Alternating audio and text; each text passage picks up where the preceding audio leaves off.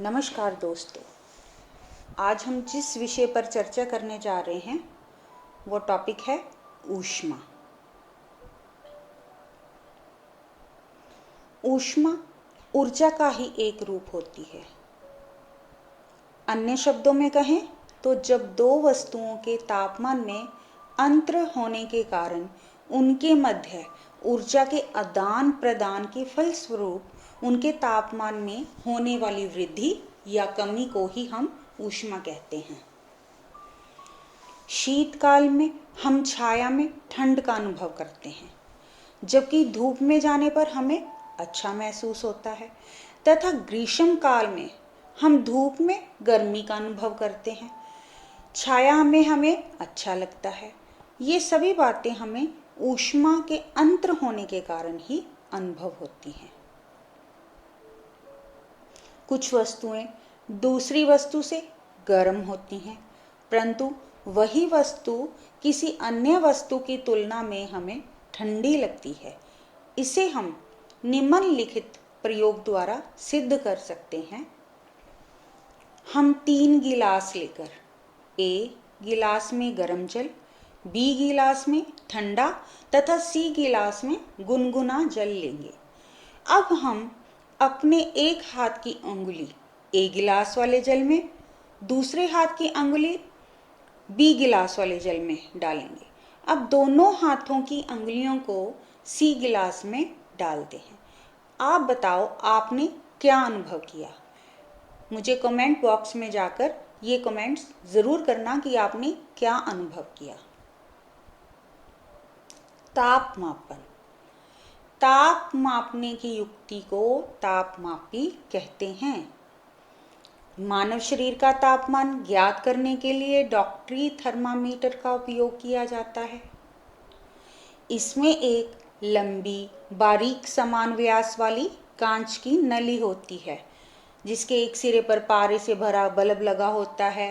नली के ऊपर ताप मापने के लिए चिन्ह अंकित होते हैं। इस माप क्रम को सेल्सियस माप क्रम भी कहते हैं। इसके द्वारा 35 डिग्री सेल्सियस से 42 डिग्री सेल्सियस ताप मापा जा सकता है। मानव शरीर का सामान्य तापमान 37 डिग्री सेल्सियस होता है। प्रयोगशाला तापमान। प्रयोगशाला में उपयोग किए जाने वाले तापमापी को प्रयोगशाला तापमापी कहते हैं। इसका परिसर -10 डिग्री सेंटीग्रेड से 110 डिग्री सेंटीग्रेड होता है। प्रयोगशाला तापमापी में भी भंग नहीं होता, इसीलिए किसी वस्तु का ताप ज्ञात करने के लिए तापमापी के बल्ब को उस वस्तु या द्रव के अंदर ही होना चाहिए, अन्यथा वस्तु या द्रव का तापमान सही नहीं आएगा। ऊष्मा का स्थानांतरण। ऊष्मा का एक स्थान से दूसरे स्थान तक या एक वस्तु से दूसरे वस्तु तक गमन ऊष्मा का स्थानांतरण कहलाता है। ऊष्मा का स्थानांतरण 3 विधि से होता है। पहला है चालन विधि, दूसरा संवहन विधि, तीसरा विकिरण विधि। चालन विधि ऊष्मा संचरण की वह विधि है जिसमें ऊष्मा वस्तु के गर्म भाग से ठंडे भाग की ओर कणों द्वारा संचरित होती है। ठोसों में ऊष्मा का स्थानांतरण प्राय चालन विधि से होता है। संवहन विधि ऊष्मा संचरण की यह विधि जिसमें ऊष्मा वस्तु के कणों द्वारा एक भाग से दूसरे भाग में चली जाती है। वस्तु के ठंडे कण ऊष्मा स्रोत के पास जाते हैं और गर्म होकर हल्के हो जाने के कारण ऊपर उठ जाते हैं। वे उनके स्थान पर ठंडे कण आ जाते हैं। गैसों व द्रवों में ऊष्मा का स्थानांतरण प्राय संवहन विधि से होता है।